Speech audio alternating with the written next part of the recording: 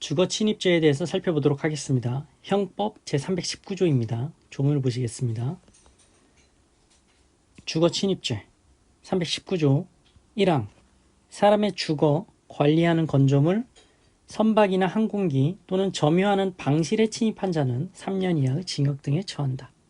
퇴거 불응죄는 전항의 장소에서 퇴거 요구를 받고 응하지 아니한 자 3년 이하의 징역에 처한다. 진정 부작위범이죠. 퇴거 불응죄는. 그리고 320조 특수 주거 침입. 단체 또는 다중의 위력을 보이거나 위험한 물건을 휴대하여 전조의 죄를 범한 때에는 5년 이하의 징역에 처한다. 321조 주거 신체 수색 죄가 있고 미수범 처벌한다. 다시 교재로 돌아오시죠. 이 주거 침입죄에서 중요한 것은 항상 다른 죄, 타죄와의 관계를 생각을 하셔야 됩니다. 흡수되는 관계냐, 성립하냐. 주거 침입죄는 뭐 사례라든지 기록 시험에서 감초 같은 역할이에요. 주거 침입죄가 타죄와의 관계에서 성립하느냐, 흡수되느냐, 이런 경우를 항상 판단을 하실 줄 아셔야 됩니다. 그래서 항상 타죄와의 관계를 생각하시라. 그리고 방금 특수 주거 침입죄를 봤는데 공범 경우에 공범 중에 누가 위험한 물건을 휴대했느냐에 따라서 특수 주거 침입죄 공범이 성립될 수 있는지 판단할 수 있다고 말씀드렸죠. 주거 침입 행위를 한 공범이 위험한 물건을 휴대해야 특수 주거 침입죄의 공범이 된다고 말씀드렸습니다. 앞에서 보신 거고요. 주거 침입죄 보호법익은 사실상의 평온입니다. 따라서 복수의 주거권자가 있는 경우 한 사람의 승낙이 다른 거주자 의사에 직간접적으로 반한다면 한 사람의 승낙에 의한 주거 출입은 다른 사람의 주거의 사실상 평온을 해침으로 주거 침입죄가 성립한다. 복수의 주거권자 있으면 모두의 승낙을 받으라는 거죠.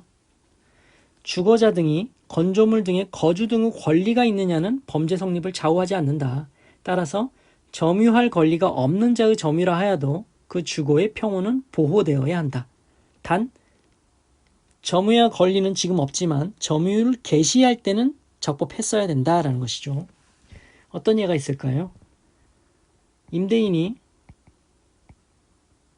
임차인에게 세를 줬겠죠.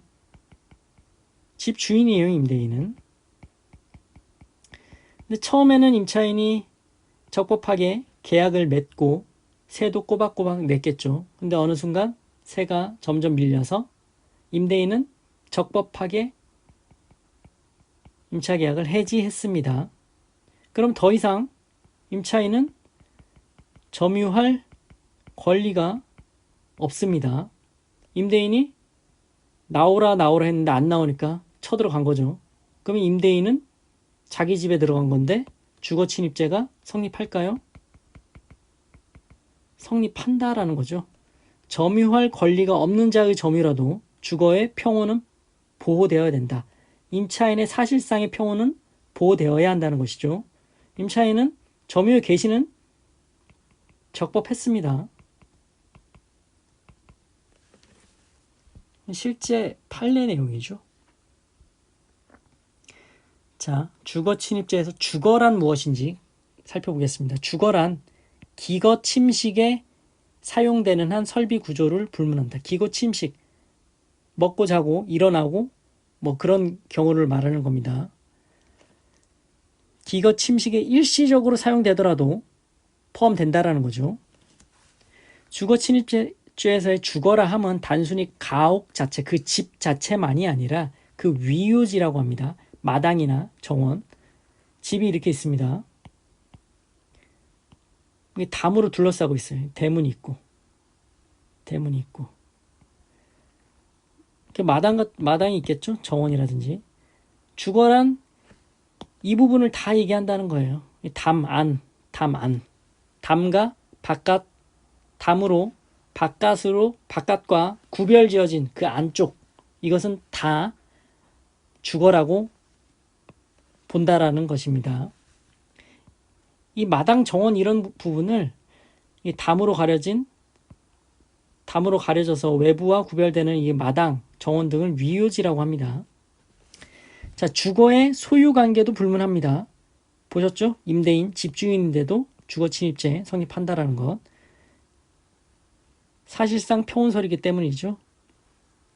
일반인 출입이 허용된 장소도 주거 침입죄의 객체가 될 수 있습니다. 범죄 목적으로 주거 등에 출입한 경우가 문제되는 거죠. 이때 양해의 의사표시의 하자가 문제되는데 이 부분에 대해서는 저희가 위법성 조각사유에서 피해자의 승낙이라는 위법성 조각사유를 보시면서 양해와 구성요건 해당성을 조각하는 양해와 구별되어야 된다라는 말씀을 드리면서 두 개의 판례를 말씀드린 적이 있습니다. 하나는 절도와 관련된 판례였고 하나는 주거 침입죄와 관련된 판례였습니다. 이거 밍크 사건 기억나시나요? 여기서 양해를 했어요. 가져가도 좋다라는 어떤 묵시의 표현을 했는데 의사표시에 하자가 있었다라는 거죠. 하지만 의사표시의 하자는 영향이 없다. 의사표시 유효하다. 양해는 유효하다. 왜냐하면 그때 의사표시는 판단이 불효한 거였어요. 판단이. 하지만 주거침입죄에서 범죄 목적으로 주거 등에 출입했는데 들어오라고 하자 있는 의사표시를 한 거죠. 이 하자 있는 의사표시는 유효한가요? 무효라고 말씀드렸죠. 이 의사표시의 하자는 그 의사표시를 무효로 만든다고 말씀드렸습니다. 왜냐하면 이 주거침입죄에서의 그 양해의 의사표시는 판단 능력이 필요했기 때문이에요. 판단이 필요한 부분이었기 때문이에요. 따라서 이 두 개가 판례가 다르게 보고 있다는 것 말씀을 드렸고 이 주거침입죄에서의 의사표시 양해의 무효가 지금 범죄 목적으로 주거 등에 출입한 경우의 문제입니다. 초원복집 사건이죠. 초원복집 사건. 도청 장치를 설치할 목적으로 음식점에 들어간 거예요. 근데 가게 주인이 어서 오세요 했겠죠. 어서 오세요. 이게 양해한 것이냐, 범죄 목적으로 들어간 것을 알았다면 어서 오세요 안 했겠죠. 들어오지 말라고 했겠죠. 따라서 이 어서 오세요의 의사표시는 무효이다. 효력이 없다.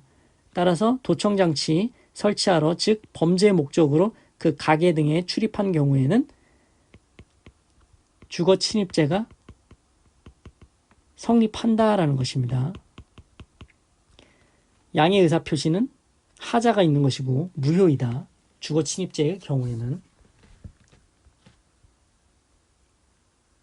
그렇게 정리를 하시고, 또 주거 침입죄에서의 중요한 쟁점이 나옵니다. 주거 침입, 즉 기수 시기는 언제냐? 반신 일해입니다. 의사에 반한 신체적 침입이 일부라도 있어서 사실상 평온을 해하였다면 기수가 된다라는 것입니다. 중요한 판례 보시죠. 반드시 신체 전부가 주거 안으로 들어간다는 인식이 있어야만 하는 것이 아니라 신체 일부라도 안으로 들어간다는 인식이 있으면 충분하다. 신체 일부가 집 안으로 들어갔더라도 이게 중요한 거죠. 사실상 주거의 평온을 해하였다면 주거 침입죄의 기수이다. 이게 중요한 거예요. 사실상 주거의 평온을 해하였다면 기수다. 신체의 극히 일부분이 주거 안으로 들어갔지만 사실상 주거의 평온을 해하는 정도에 이르지 않았다면 주거 침입죄 미수다라는 것입니다. 반드시 전부만 들어가야 되는 것이 아니고 일부라도 들어갔는데 사실상 주거의 평온을 해하였다면 주거 침입죄는 기수가 된다라는 것입니다. 자, 지금까지 주거 침입죄에 대해서 살펴보셨습니다. 고생하셨습니다.